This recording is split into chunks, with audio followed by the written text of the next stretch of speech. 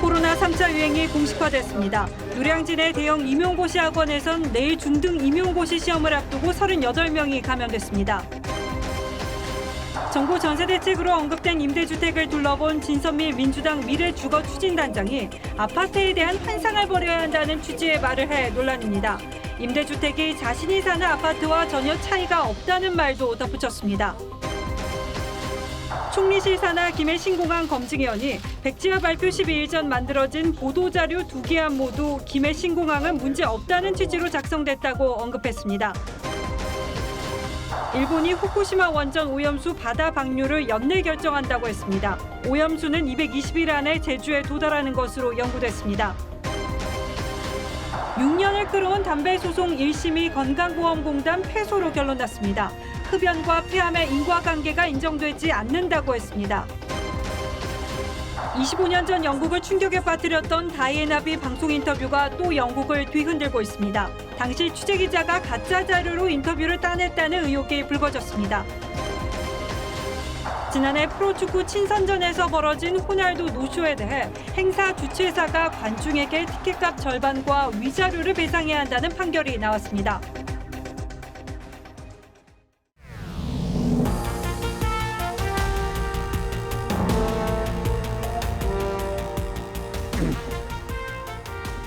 안녕하십니까. 뉴스9의 신동욱입니다. 방역당국이 코로나19 상황을 3차 대유행어로 공식 선언했습니다. 신규 확진자는 사흘 연속 300명대인 363명으로 늘었습니다. 수도권에서만 200명 넘게 나왔는데 모두 지난 8월 2차 유행 이후 처음 있는 일입니다. 학원과 학교, 각종 모임 등 일상생활 공간에서 확진자가 쏟아져 나왔고 서울의 방역 사령탑인 시청도 전면 폐쇄됐습니다. 정세균 국무총리는 대국민 담화를 발표해서 연말 모임 자제를 당부하고 나섰습니다. 먼저 최원영 기자가 보도합니다. 서울시청 본관이 또다시 폐쇄됐습니다. 최근 간부급 인사가 감염된 데 이어 9층 근무자까지 추가로 확진되자 서울시는 즉시 청사를 폐쇄하고 모든 직원을 귀가 조처했습니다. 밀접 접촉자 아니더라도 접촉 가능성이 있으신 분들 검사하다가 이제 나온 거죠. 정부 세종청사에서도 환경부 공무원이 확진돼 해당 층이 폐쇄됐습니다. 수도권에선 수능을 앞두고 서울 동대문구 고등학교와 서대문구 대학교 등에서 집단 감염이 이어지면서 8월 이후 처음으로 확진자가 200명 넘게 쏟아져 나왔습니다. 세 번째 유행이 진행되고 있다고 판단합니다. 2단계 기준을 충족한다면 2주가 경과되지 않더라도 2단계 격상을 검토할 것입니다. 방역당국은 즉시 거리 두기를 높이는 대신 지자체별 가이드라인을 내놨습니다. 일주일간 하루 평균 확진자가 인구 10만 명당 1명 내외로 나오면 2단계로 격상할 수 있습니다. 수도권 인구수로 계산하면 일평균 207명 정도입니다. 연말을 맞아 계획하고 있는 각종 모임을 최대한 자제해 주시고 필수적인 활동 이외에는 가급적 집안에 머물러 주십시오. 그러나 대양감염학회 등 의료계는 1, 2주 안에 일일 확진자가 1,000명에 육박할 것이라며 즉시 거리 두기 단계를 격상해야 한다고 경고했습니다. TV조선 최은행입니다. 전국 곳곳이 비상입니다. 내일은 중등교사 임용고시가 있는데 서울 노량진의 임용고시 학원에서도 집단 감염이 발생했습니다. 한 학원에서만 확진자가 무려 38명이 나왔습니다. 교육부는 내일 시험은 예정대로 치러돼 확진자는 응시할 수 없다고 밝혔습니다. 보도에 황병준 기자입니다. 서울 노량진의 한 임용고시 학원. 내일 임용시험을 앞두고 학생들을 찾아볼 수 없습니다. 오늘 이 학원에서 확진자 38명이 무더기로 나왔습니다. 밀접 접촉한 학생과 강사 등 검사 대상자만 600여 명이어서 확진자는 더 늘어날 것으로 우려됩니다. 스터디 같은 것들도 같이 모여서 해야 되기 때문에 일정도 다 취소하고. 지방에 거주하는 수강생들도 있어 각 시도교육청에도 비상이 걸렸습니다. 교육부는 오늘 오후 긴급회의를 열고 중등교원 임용시험을 내일 예정대로 치르되 확진자는 응시할 수 없다는 원칙을 재차 밝혔습니다. 다만 자가격리 수험생은 별도의 시험장에서 응시할 수 있게 한다는 방침입니다. 하지만 시험 하루 전 갑자기 시험을 치를 수 없게 된 확진자들은 당황스럽기만 합니다. 확진자분들에게 따로 면접을 볼 수 있는 기회를 제공한다거나 아니면 어떤 추가적인 좀 방침 같은 게 나왔으면 하는 바람입니다. 아예 시험을 연기해달라는 내용으로 어제 올라온 청와대 청원엔 참여 인원이 크게 늘었습니다. 유증상자가 증상을 숨기고 시험을 응시할 것이란 우려도 나오는 가운데 교육당국은 노량진 소재 100여 개 고시학원을 긴급 점검하기로 하고 해당 학원을 방문한 학생이 진단검사를 받지 않으면 구상권을 청구하겠다고 밝혔습니다. TV조선 황병준입니다. 전라남도 순천시는 오늘부터 이미 거리두기 2단계에 들어갔습니다. 연말을 맞아 북적여야 할 시내 거리에는 사람이 눈에 띄게 줄었고 아예 문을 닫은 가게들도 곳곳에서 눈에 띄었습니다. 고3 수험생 가운데서도 확진자가 나왔습니다. 박근우 기자가 취재했습니다. 순천 시내 상가 밀집 지역입니다. 평소와 달리 거리에 오가는 사람을 찾기 힘들 정도로 한산합니다. 코로나가 다시 감염되는 것 같아가지고 지금 염려스럽고 보시다시피 점심시간 이후인데도 손님이 없이 지금 아주 힘든 상황입니다. 공무원들이 가게를 돌며 밤 9시 이후 영업을 중단하라는 행정명령서를 붙입니다. 거리두기가 2단계로 격상되자 순천 시내 일부 상가는 아예 문을 닫고 영업을 중단했습니다. 고등학교 운동장에 임시 선별진료소가 들어섰습니다. 이틀 전 영암에 이어 어제는 순천에서도 고3 수험생이 확진됐습니다.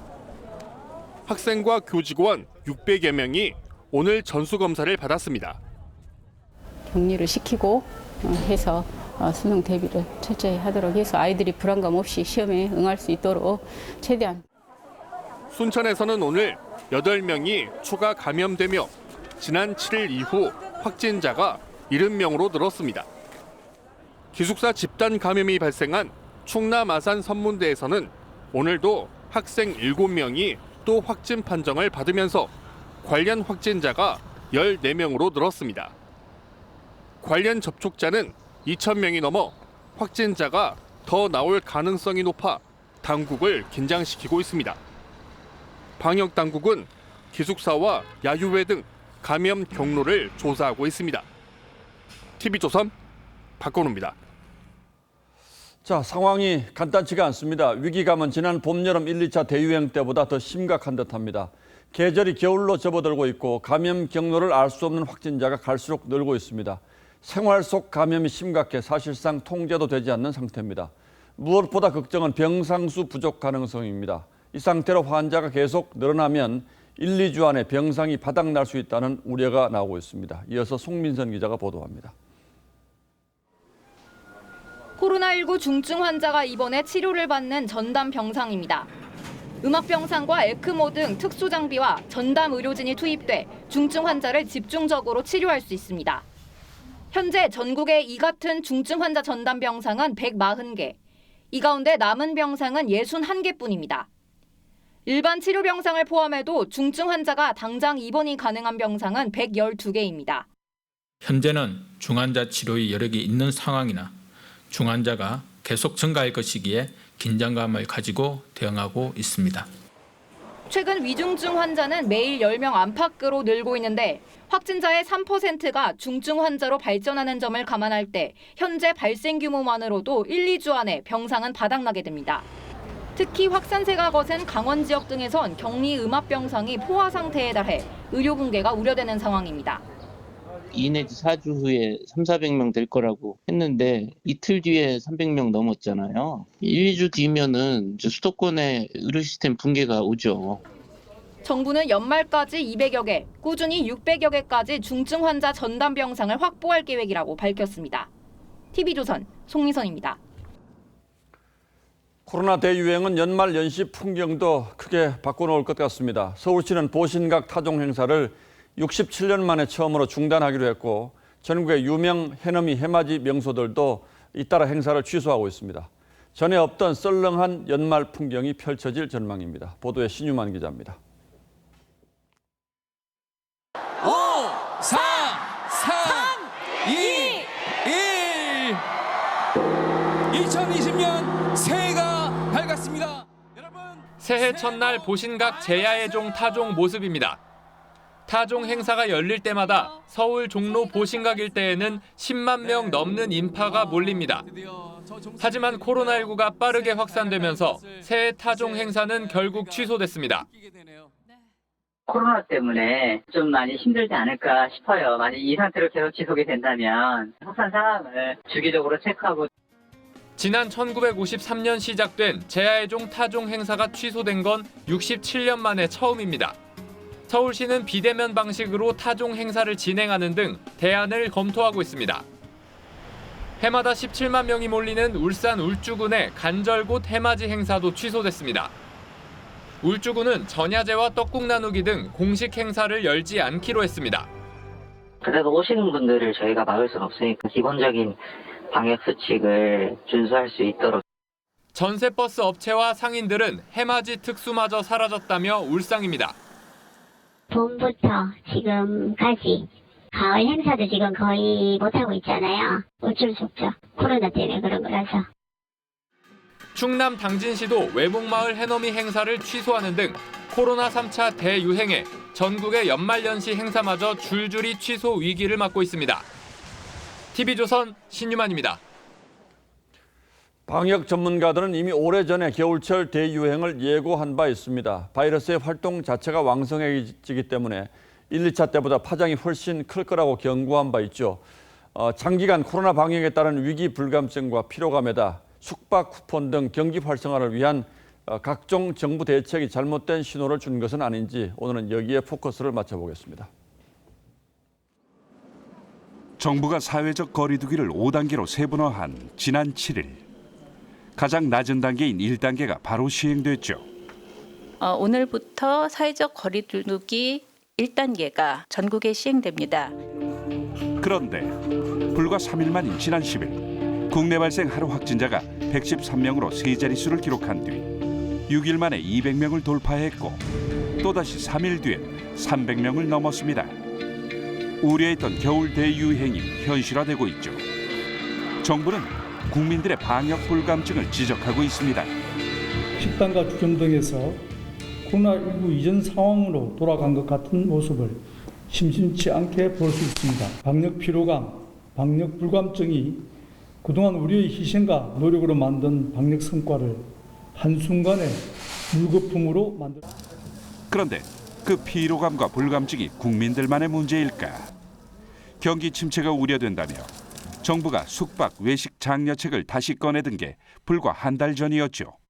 침체된 서민 경제를 회복하기 위해 정부는 그동안 중단되었던 소비 할인권 지원 사업을 조심스럽게 재개하고자 합니다. 3차 유행 공식화에도 장려책은 계속되고 있습니다. 지금 단계에서는 철저한 방역 조치 아래 소비 쿠폰 사업을 추진할 계획입니다. 또 방역의 효율성을 위해 거리 두기 단계를 5단계로 세분화했는데 단계별 격상 기준이 되는 확진자 수가 크게 늘어 잘못된 신호를 주었다는 지적이 나옵니다. 3단계 분류가 5단계로 바뀌면서 국민들 입장에서는 0.5단계씩 올라갈 때는 아무래도 느끼는 경각심 자체가 낮아질 수가 있습니다.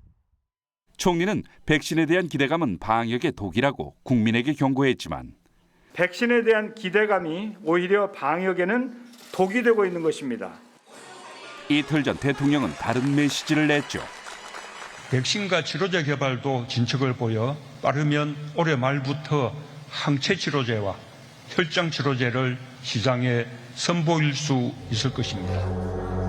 최근 서울대 연구팀이 실시한 코로나 인식조사에서 국민의 46%가 코로나 감염은 운이라고 답한 상황. 코로나 피로감에 정부의 잘못된 신호까지 겹치면서 방역이 흔들리는 건 아닌지. 뉴스라인 포커스였습니다. 다음 뉴스입니다. 김해 신공항 건설 계획의 근본적인 검토가 필요하다는 검증 결과가 발표되기 12일 전 검증이 핵심 관계자들이 모여서 언론에 제공할 보도자료 초안을 검토했던 것으로 저희 취재 결과 확인됐습니다.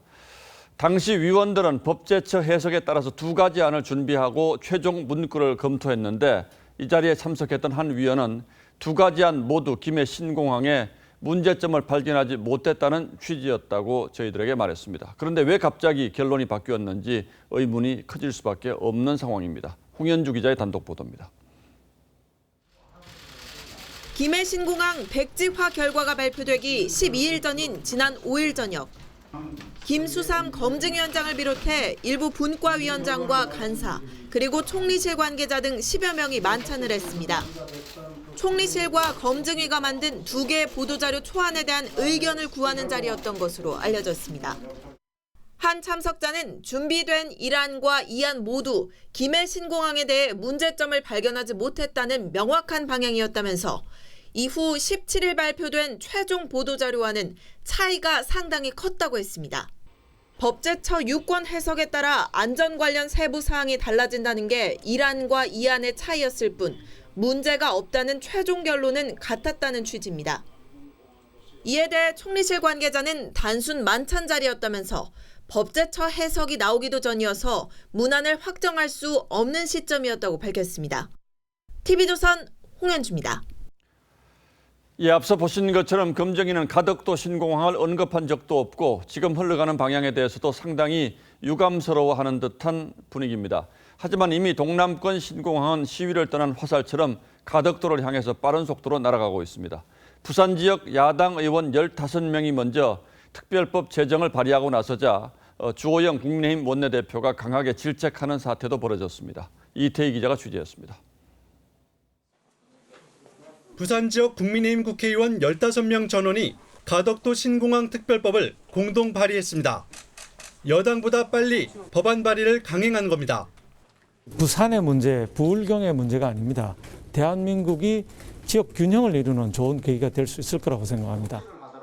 주호영 원내대표는 공개적으로 불쾌감을 드러냈습니다.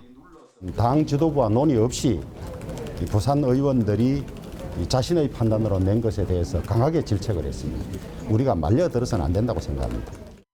부산 지역 의원들은 어제 당 의원총회에서 부산 시민에게 가덕도는 독도 같은 존재라며 특별법 발의에 대한 이해를 구했지만 반응은 싸늘했다고 합니다. 야당 내 불협화음이 이어지자 민주당이 던진 이슈에 말려들어서는 안 된다는 자성론도 나오고 있습니다. 여당에선 환영한다는 반응이 나왔습니다. 민주당은 국민의힘 부산시당이 발의한 특별법에 전적으로 공감한다며 소속 의원 전원이 공동 발의에 참여할 계획이라고 했습니다. 각 당에서 발의된 가덕도 특별법은 병합 심사를 거쳐 입법화될 전망입니다. TV조선 이태희입니다. 정부가 어제 발표한 전세 대책에 대한 시장의 반응은 시큰둥하다 못해 차갑습니다. 일단 정부가 제시한 공공임대주택의 상당수 형태가 다세대나 오피스텔을 이어서 전세 아파트를 찾는 수요와 일치하지 않는다는 지적이 많습니다. 없는 것보다는 낫겠지만 지금의 전세난 핵심을 잘못 짚었다는 비판이 그래서 나오고 있는 거죠.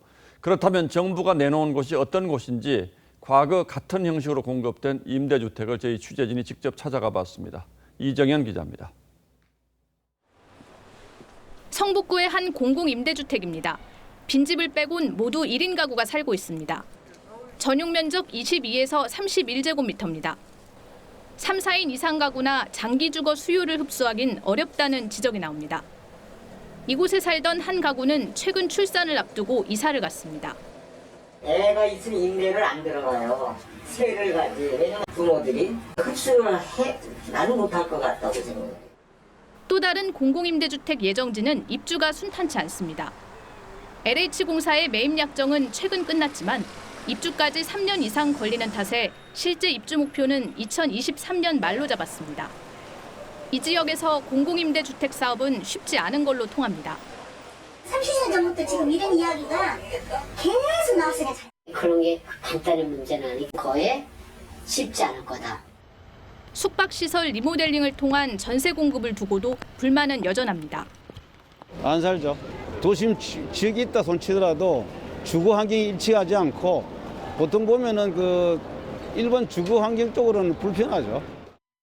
이번 전세 대책의 공급량 11만 4천 호 중 아파트 물량은 2만 9천여 채. 그나마 서울은 2천여 채에 불과합니다.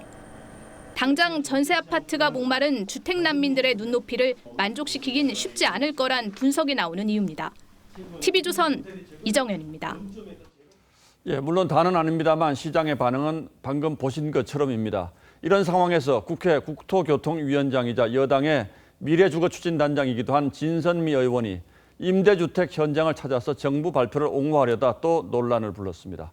아파트에 대한 환상을 버리면 다양한 주거가 가능하다고 했습니다. 아파트에 살고 싶어하는 보통 사람들의 상식적인 소망을 환상이라고 매도한 셈이 됐죠. 최원희 기자가 취재했습니다. 진선미 의원이 서울의 한 임대주택을 찾았습니다. 내부나 이런 것들이 아무래도 이제 신축이라 더 깔끔해 좋아 보이는데 늘 이제 임대주택에 대한 약간 선입견들을 갖고 계셔서 사실 그걸 좀 깨는 게. 진 의원은 방 3개짜리 임대주택을 보고 내가 지금 사는 아파트와 비교해도 전혀 차이가 없다면서 아파트에 대한 환상을 버리면 임대주택으로도 주거의지를 확보하는 게 가능하다고 했습니다. 하지만 진 의원이 서울 강동구 대단지 신축 아파트에 전용 84제곱미터를 임차해 사는 것이 알려지자 온라인에선 비판이 나왔습니다. 빵이 없으면 케이크를 먹으면 된다고 한 프랑스 마리 앙투아네트의 말과 같다는 지적도 나왔습니다. 국민의힘은 본인은 왜 아파트에 사느냐며 국민의 기본적인 소망마저 정책 실패를 가리기 위해 환상으로 치부한다고 비판했습니다.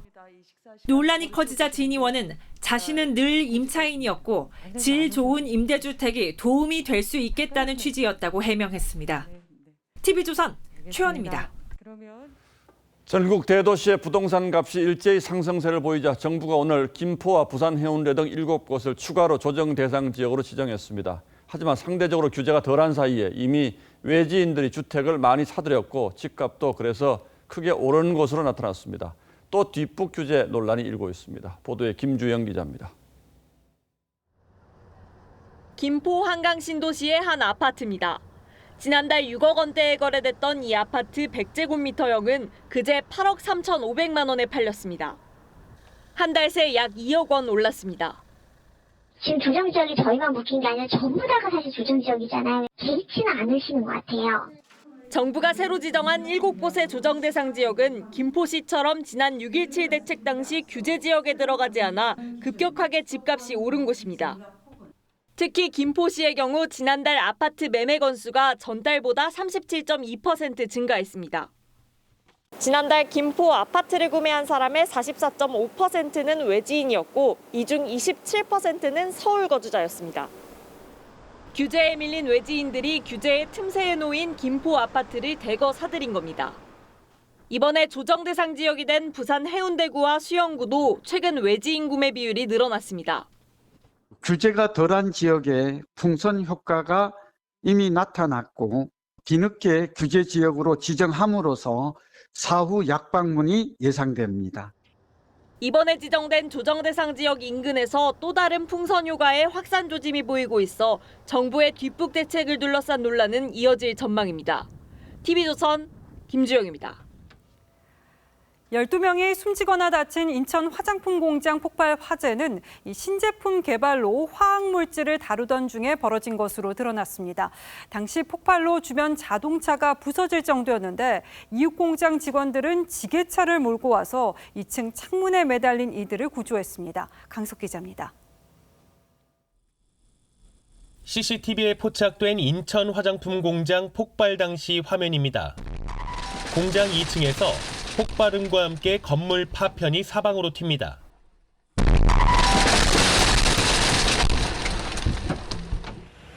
화염은 점점 더 커지면서 건물 전체를 집어삼킵니다. 화재 당시 폭발 충격으로 주변에 있던 자동차 10여 대가 파손됐습니다. 건물이 이제 흔들릴 정도로 큰 폭발음이 나서 이제 밖에 나가서 이제 봤더니 이제 벽 건물 전체 외벽 전체가 이제 날아와서 반대편에 있는 차 쪽으로 이제. 화재는 신제품 개발 작업 과정에서 발생했습니다. 소방당국은 폭발 위험이 있는 화학물질인 아염소산 나트륨과 우뭇가사리 등을 가루 상태로 섞는 중에 폭발이 일어난 것으로 추정하고 있습니다. 폭발 당시 작업 중이던 일부 여직원들은 불길을 피해 2층 창문으로 탈출을 시도했습니다. 때마침 이웃 공장 직원들이 지게차를 몰고 와 구조했습니다. 지게차에다가 그 그 사람들 그 철물 옮기고 하는 그 바스켓이 있어요. 올려가지고 여자분 두 분이 한 사람은 그 바스켓으로 정확하게 뛰어내렸고. 경찰은 국과수에 시신 부검을 의뢰하고 화학물질을 다루는 과정에서 안전 규정을 지켰는지 여부를 조사할 방침입니다. TV조선 강석입니다. 운전 중 단속에 걸린 30대 남성이 경찰관을 매달고 300m를 질주하다가 경찰관을 떨어뜨린 뒤에 또 도주를 이어가다가 결국 붙잡혔습니다. 오선열 기자입니다. 복잡한 출근 시간대 광주 시내의 한 교차로입니다. 끼어들기를 시도한 SUV 차량을 발견한 경찰관이 단속에 나섭니다. 경찰관이 창문을 잡는 순간 차량이 갑자기 속도를 내더니 경찰관은 차에 매달린 채 그대로 끌려갑니다. 나한테 공사 중이라고 경찰들 와가지고 교통정리 아침마다 하거든요. 아마 그 와중에 차량 하나가 이제 경찰 매달고 50m 정도를 달리던 SUV가 멈췄지만 경찰관의 하차 요구에 운전자는 또 달아납니다. 차에 매달려 250m를 더 끌려갔던 경찰관은 결국 도로에 떨어졌습니다. 300m 정도를 끌려갔던 경찰관은 다행히 큰 부상은 입지 않았습니다. 경찰관을 따돌리고 목포까지 달아났던 운전자 31살 A씨는 도주 8시간 만에 붙잡혔습니다. 하지만 A씨는 경찰 조사에서 차에 경찰관이 매달린지 몰랐다며 혐의를 부인했습니다. 경찰은 A씨의 음주운전 여부를 확인하고 있습니다. 창문을 잡고 있다가 손을 놨는데 그 속도 때문에 이제 넘어져 버린 거죠. 술래 여부는 실질 거고 본인은 몰랐던. 경찰은 A씨에 대해 공무집행방해 치상 혐의로 구속영장을 신청할 예정입니다. TV조선 오순열입니다. 늦가을 폭우 뒤 하루 사이 16도가 떨어져서 겨울이 가까이 왔음을 실감하셨을 텐데요. 내일은 더 춥습니다. 서울 1도에 경기 강원은 영하로 떨어지겠습니다. 광화문 연결합니다. 자, 한지은 기자, 꽤 추워 보이는데요. 현재 서울 기온 어떻게 될까요? 네, 현재 서울 기온은 1도를 기록하고 있습니다. 바람이 불면서 체감 온도는 영하로 느껴지는데요. 퇴근길 시민들도 두터운 외투에 목도리까지 갑작스런 추위에 곳곳에서 옷깃을 여미는 모습이 눈에 띄었습니다. 어제 비가 그친 이후로 기온이 크게 떨어졌습니다. 서울의 아침 최저 기온은 2.9도였는데요. 어제보다 16도 가까이 떨어졌습니다. 내일 아침엔 영하권으로 떨어지는 곳이 많겠습니다. 오늘 아침만 해도 영상의 기온을 보였던 경기도 양주도 내일 아침엔 영하 6도까지 떨어질 것으로 예보됐습니다. 강원도 철원군과 경기도 파주, 포천도 내일 아침 최저 기온이 영하 5도로 떨어질 전망입니다. 기상청은 밤사이 북서쪽에서 찬 공기가 유입되고 지표면이 얼어붙으면서 기온은 더 내려갈 거라고 설명했습니다. 기상청은 주말 외출 시 보온에 신경을 쓰는 한편 추위에 약한 노약자들은 건강관리에 더욱 유의해달라고 당부했습니다. 지금까지 광화문 광장에서 TV조선 한지은입니다. 법원이 전두환 전 대통령의 추징금 환수를 위해서 자택을 압류한 검찰 처분이 일부 위법하다고 판단했습니다. 집 별채의 압류는 해도 되고 본체와 정원은 안 된다고 했습니다. 같은 집인데 왜 별채는 되고 본체와 정원은 안 되는지 백연상 기자가 설명해 드립니다. 전두환 전 대통령의 서울 연희동 자택입니다. 본체는 부인 이순자 씨, 정원은 전 비서관 이모 씨, 별채는 며느리 이모 씨 소유로 돼 있습니다. 전 대통령은 1997년 대법원 선고 이후 추징금 2,205억 원 가운데 991억 원은 미납 상태입니다. 검찰은 재작년 남은 추징금 환수를 위해 연희동 자택을 압수했지만 전 대통령 측이 본인 소유가 아니라는 이유로 맞서면서 소송이 시작됐습니다. 법원은 재산 형성 시기와 방법으로 압류의 적법성을 따졌습니다. 본체와 정원은 대통령 취임 전 사들여 재임 기간 중 불법 취득한 재산이 아니다고 판단했습니다. 하지만 2003년 사들인 별채에 대한 판단은 달랐습니다. 피고인이 재임 기간 받은 뇌물 일부를 자금 세탁을 통해 비자금으로 관리하다가 2003년 별채를 취득했다며 적법한 압류로 본 겁니다. 전 대통령 측은 수용 의사를 밝혔지만 법원의 판결은 너무나 당연한 판결이었다고 생각합니다. 법적 절차에 의하지 않은 정의는 법이 보호하지 않은 정의다. 검찰은 즉각 항고 의사를 밝혔습니다. TV조선 백연상입니다. 아파트 전세가와 매매가 고공행진에 이 가격 담합 유도 행위가 곳곳에서 이어집니다. 서울 한 아파트 주민은 아파트를 시세보다 싸게 내놓지 말라는 안내문을 내걸었다가 벌금 50만 원을 선고받았는데 저희 취재진이 둘러보니까 아예 대놓고 아파트값 인상을 부채질하는 현수막을 내건 곳도 있었습니다. 정준영 기자입니다. 아파트 단지 입구에 저가 매매 유도 아웃이라고 쓰인 현수막이 걸려 있습니다. 입주민이 요구한 아파트 값을 그대로 올리지 않는 부동산 사무소를 가두리 부동산으로 지칭해 거래하지 말자는 내용도 포함됐습니다. 아파트 단지마다 카페가 있거든요. 입주민 자기들끼리 몇 동 저기는 맨 밑으로 내지 맙시다.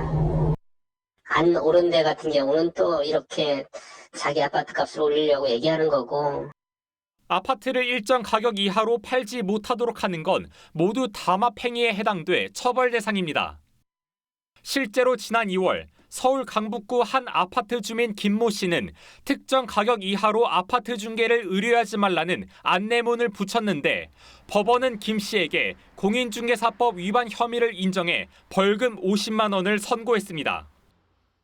경남의 한 아파트 입주민이 개설한 카카오톡 단체방에서 시세보다 아파트 값을 높여잡자는 취지의 대화가 오갑니다. 경상남도는 최근 일부 아파트 분여회를 중심으로 온라인 채팅방을 통해 아파트 값을 조정하는 정황이 포착됐다며 집중 단속에 나섰습니다. TV조선 정준영입니다. 일본이 후쿠시마 원전 오염수를 결국 바다에 방출할 모양입니다. 방류를 할지 말지 이 결정을 연내에 하겠다면서 또 내후년 여름쯤에는 실제 방류를 하겠다고 시점도 언급한 건데요. 문제는 이렇게 버린 오염수가 우리 수역까지 흘러 들어온다는 거겠죠. 일본 정부는 계속 안전하다고 강조합니다마는 일본 언론은 안전을 담보할 수 없다고 합니다. 먼저 조덕경 기자가 일본 정부 설명 내용부터 전하겠습니다. 2011년 쓰나미로 원자로가 파괴된 후쿠시마 제1원전.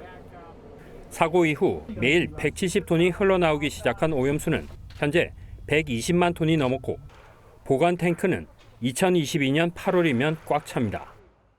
오늘 주한 일본 대사관은 오염수 해양 방출 여부를 연내 결정할 가능성이 있다면서 오염수는 환경 배출 기준치 이하까지 정화돼 안전하다고 설명했습니다. 지난 10월 반발 여론으로 발표를 미룬 일본 정부가 주변국을 상대로 방류 명분을 쌓고 있는 겁니다. まず現時点で政府としての方針、その決定時期などを決めたという事実はございません。適切なタイミングで政府と責任を持って結論を出していきたいと考えております。 하지만 일본 언론조차도 방출 기준을 충족한 오염수 양이 27%에 불과하다고 지적하고 있습니다. 이런데도 우리 외교부는 오염수 방출이 일본의 주권 사항이라고 했다가 여야의 질타를 받았습니다. 일본 정부의 주권적 결정 사항입니까? 일본 주권적인 영토 내에서 이루어진 사항이고 외교부는 투명한 정보 공개와 함께 검증 과정 참여를 요구할 방침이지만 일본이 수용할 가능성은 높지 않습니다. 때문에 일본 정부에 수증기로 배출하거나 보관 탱크를 늘리도록 요구해야 한다는 목소리가 커지고 있습니다. TV조선 조혁현입니다. 계속해서 우리에게 가장 중요한 부분, 이 오염수가 우리 해역에 어떤 영향을 미치는지를 더 짚어보겠습니다. 일본 연구진은 오염수가 7개월 남짓이면 제주도 인근 수역에 도달한다고 봤습니다. 일본산 수산물 수입 금지는 물론이고 우리 바다에서 난 수산물도 못 먹는 상황이 벌어질 수도 있다는 겁니다. 우리 어민은 강하게 반발하고 있습니다. 차정승 기자입니다. 지난해 국제환경단체 그린피스는 후쿠시마 오염수가 방류될 경우 1년 안에 동해로 유입될 거라고 분석했습니다. 동중국해로 퍼져나간 오염수가 쿠로시오 해류와 스시마 난류를 타고 우리나라로 오는데 후쿠시마 대학은 220일이면 제주도에 400일 안에는 동해안에 도달할 걸로 내다봤습니다. 한국해양과학기술원의 경우 세슘 등 핵종 물질이 한 달 내에도 제주도와 서해에 도달할 수 있다고 봤는데요.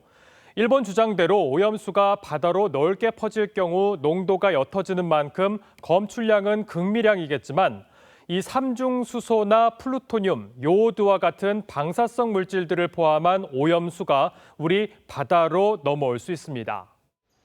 이런 물질들을 수산물을 통해 섭취할 경우 체내에 축적되면 유전자 변형까지 일으킬 수 있다고 전문가들은 경고하고 있습니다.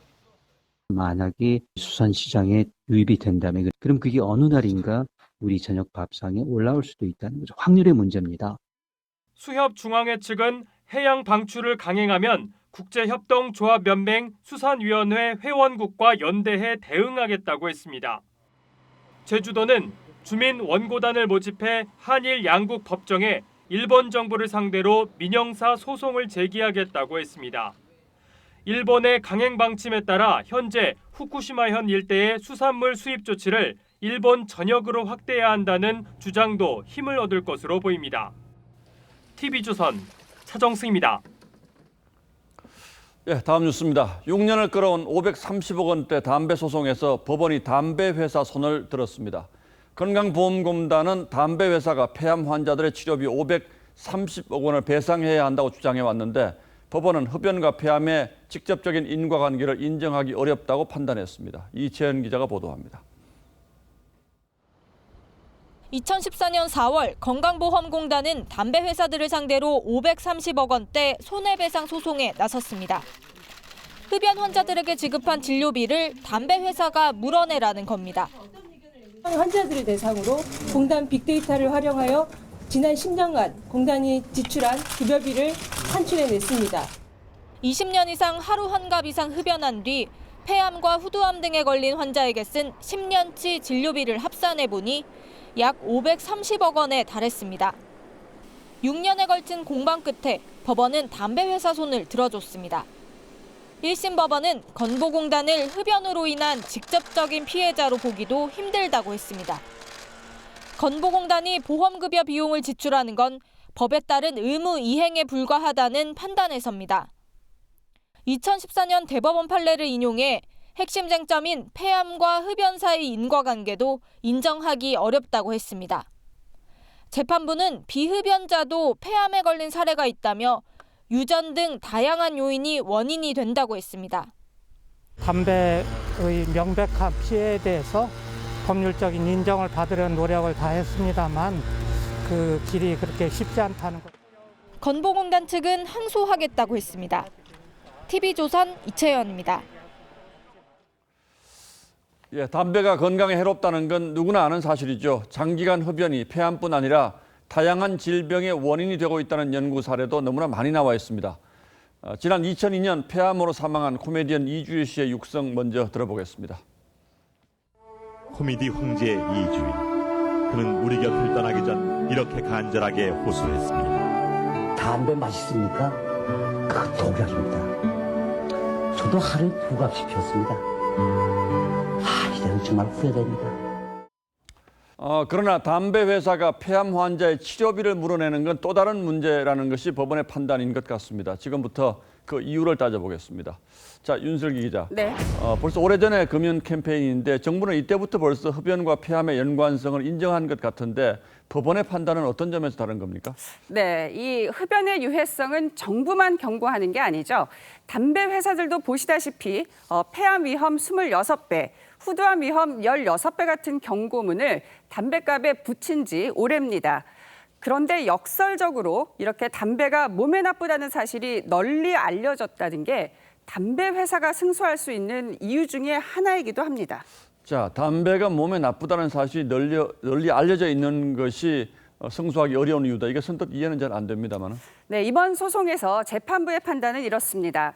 담배값 경고문에서 보듯이 흡연이 각종 질환의 원인이 될 수 있다는 것이 담배 소비자들에게 널리 인식됐다며 따라서 흡연은 자유의지에 따른 선택의 문제라고 본 것이죠. 예. 지난 2014년 대법원도 암에 걸린 흡연자들이 낸 소송에서 이 담배의 경고 문구가 1976년부터 표시됐다며 그래도 흡연을 선택한 건 개인이란 점에서 담배 회사에 배상 책임이 없다고 판단을 했었죠. 자, 물론 뭐 개인의 선택이긴 합니다만 그래도 흡연과 폐암의 직접적인 연관성이 입증이 된다면 이건 좀 다른 얘기가 아닐까요? 그렇습니다. 물론 재판부도 이 흡연자들이 폐암 등에 걸릴 상대 위험도가 비흡연자에 비해서 높다는 사실은 인정했습니다. 하지만 뭐 대기오염, 가족력, 또 스트레스 등도 이 폐암의 원인이 될 수 있다며 흡연과 폐암의 직접적인 인과관계는 인정하지 않은 거죠. 그러니까 폐암 걸린 이유가 온전히 흡연 때문만으로 볼 수는 없다, 지금 이런 얘기죠. 그렇습니다. 그럼에도 불구하고 외국에서는 배상 책임 인정한 판례들이 있지 않습니까? 네, 미국의 경우 90년대 중반 흡연의 위험성을 은폐한 한 담배 회사의 내부 문건이 공개되면서 흡연자들의 승소가 잇따르기 시작했습니다. 앞으로 국내에서도 이처럼 소비자 건강을 우선시한 판결이 나올 거란 전망도 제기되죠.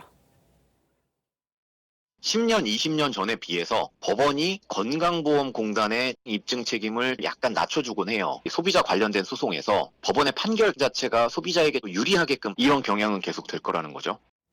자, 오늘 판결은 이건 1심 판결이 난 거죠? 그렇습니다. 예, 항소할 거니까 항소심 판결을 또 보죠. 네. 예, 윤슬기 기자 잘 들었습니다.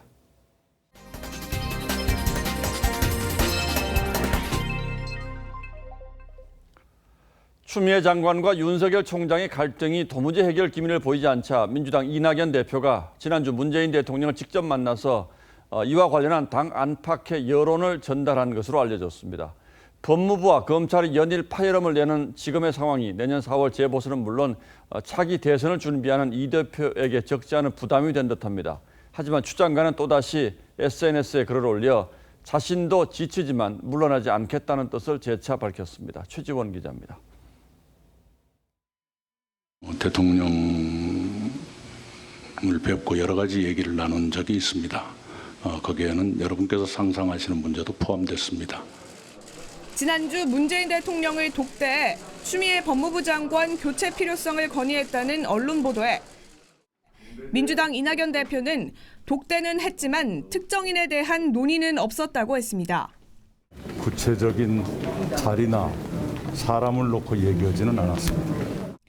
복수의 여권 관계자는 추 장관과 윤석열 검찰총장의 갈등에 대한 부정적인 여론과 부동산 정책 등에 대한 전반적인 의견을 전하지 않았겠냐며 다만 이 대표가 특정인의 이름을 거명하며 교체를 제안할 수는 없었을 것이라고 했습니다.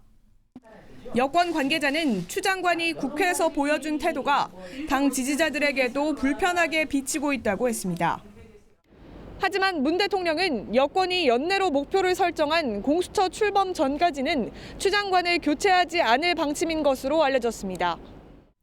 추 장관은 SNS에 상사의 폭언과 폭행 등으로 스스로 목숨을 끊은 검사의 어머니가 보낸 꽃다발 사진을 공개하며 지치지만 검찰개혁을 완수하겠다고 썼습니다. TV조선 최주원입니다.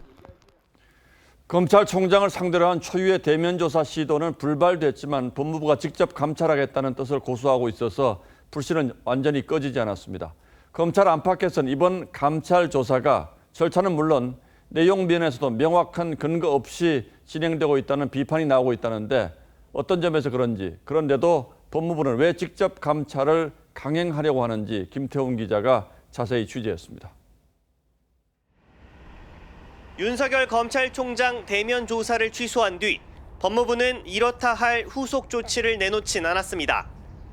대검찰청 역시 공식 대응을 자제했지만 일선 검사들 사이에선 더 큰 충돌을 앞둔 폭풍전야 같다는 반응도 나왔습니다.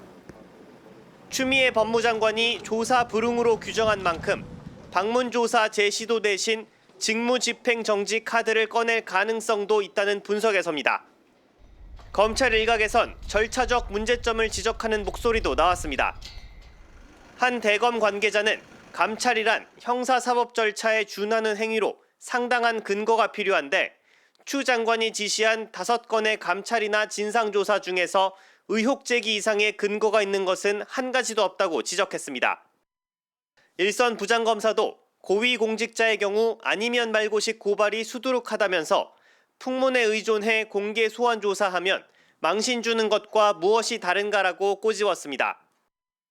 다른 부장검사는 수사든 감찰이든 시작부터 대면 조사를 하는 것은 비상식적이라며 법무부가 절차를 서두르는 것 자체가 다른 의도가 깔렸다는 반증이라고 했습니다.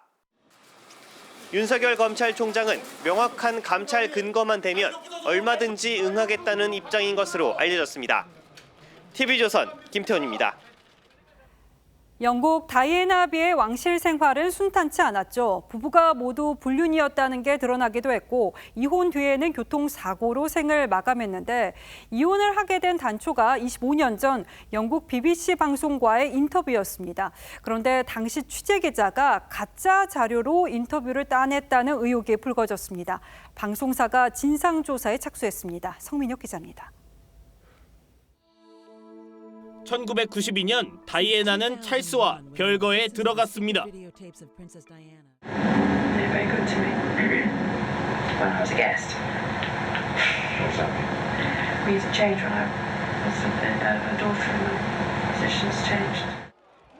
대중의 관심은 늘 부담이었습니다.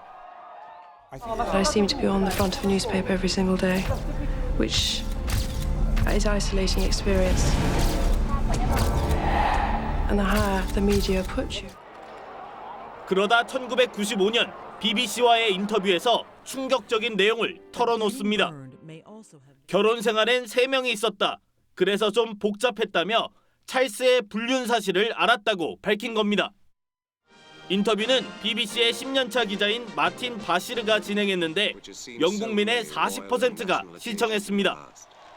그런데 다이애나의 남동생 스펜서가 최근 바시르가 불법적인 방법으로 누나인 다이애나를 인터뷰하게 된 거라고 폭로했습니다. 왕실 직원들의 입출금 내역서를 위조해 보여주면서 이들이 돈을 받고 다이애나의 정보를 팔아온 것처럼 속였다는 겁니다. 또 다이애나의 차량과 숙소가 도청당하고 있다고 얘기해주면서 신뢰를 얻어냈다고 주장했습니다. BBC는 25년 만에 진상조사에 착수했습니다. 다이애나의 큰아들 윌리엄 왕세손은 올바른 방향으로 가는 것이라고 말했습니다. 인터뷰를 했던 바시르는 아직 해명을 내놓지 않았습니다. TV조선 성민혁입니다. 지금 고척돔에서는 시리즈 전적 1승 1패로 맞선 NC와 두산이 한국 시리즈 3차전을 벌이고 있습니다. 역전에 재역전 활발한 타격전이 펼쳐지고 있는데요. 스포츠부 연결합니다. 자, 박상준 기자 전해주시죠. 네, 두 팀이 3차전 승리를 위해 경기 초반부터 뜨거운 타격전을 펼쳤는데요. 1승 1패 상황에서 치른 역대 15번의 한국 시리즈에서 3차전 승리팀이 우승을 차지한 경우가 무려 14번이나 있었던 만큼 두 팀에게 오늘 경기는 매우 중요합니다.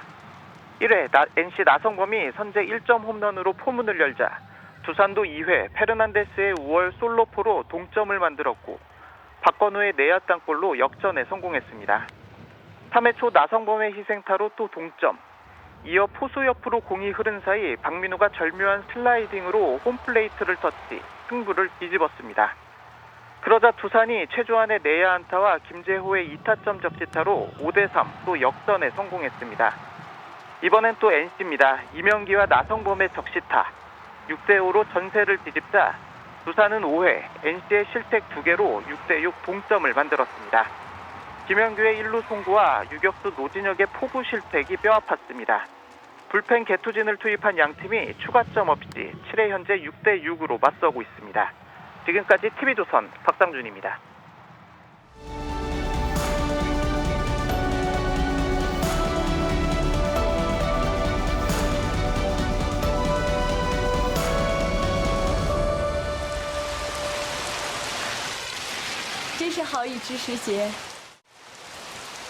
한중합작 영화 호우 시절은 제목을 두보의 시에서 따왔습니다. 좋은 비는 시절을 알고 내린다는 뜻이죠. 그런데 11월에 느닷없는 호우주의보가 내리더니 서울의 11월 비로는 113년 만에 가장 많은 물폭탄이 쏟아졌습니다. 하수상한 시절입니다. 그 뒤집힌 세상을 상징적으로 보여주는 것이 이 한 장의 사진입니다. 경주 고분에 둘러친 울타리를 비집고 들어가 꼭대기에 버젓이 올라앉은 차. 김광석의 2바퀴로 가는 자동차가 생각납니다. 거꾸로 돌아가는 세상을 살면서 시인은 말을 거꾸로 읽어서 답답함을 풀곤 합니다. 정치를 치정으로, 정부는 부정으로, 작가는 가작으로, 시집을 집시로 읽다 보면 하루를 물구나무 섰다는 생각이 든다. 그러면서 무엇이든 원래 자리에 있을 때가 가장 좋다는 사실을 새삼 깨닫습니다. 지난 한 주도 이리저리 뒤집힌 것들이 많았습니다. 그 백미는 김해 신공항 건설안이 뒤집힌 것이죠. 선거가 다가오니 신의 한 수가 느닷없이 신의 악수로 뒤집히고 국회의원들의 마음까지 뒤집히더니 결국 국민들의 마음을 뒤집어 놓았습니다. 국회 인사청문회 제도를 개선하자는 말도 나왔습니다. 청문회가 너무 신상털이식으로 변질됐으니 본래 취지대로 되돌려 놓자는 얘기일 겁니다. 박수를 보낼 일이죠. 그런데 이런 좋은 얘기가 왜 꼭 개각을 앞두고 나와야만 합니까? 제가 너무 예민한 탓인지는 모르겠습니다만 다음 장관부터는 도덕성 따지지 말자는 말로밖에는 들리지 않습니다. 코로나가 다시 창궐하자 서울시는 보수단체가 중심이 된 8.15 집회 탓을 했습니다.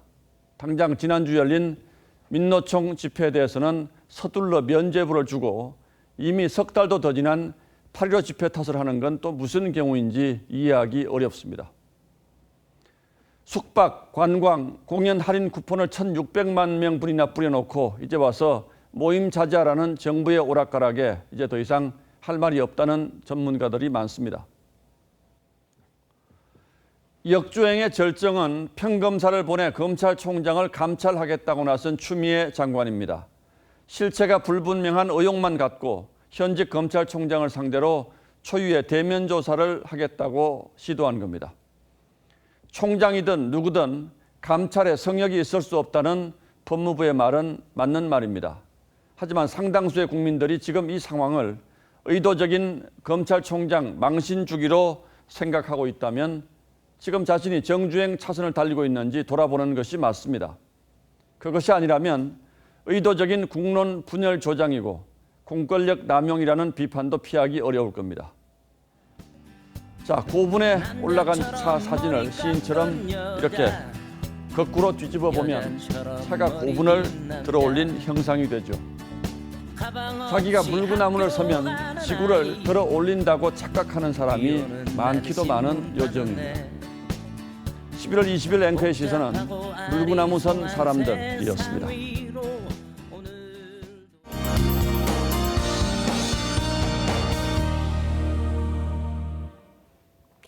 이번 주말에는 추위와 비에 대비하셔야겠습니다.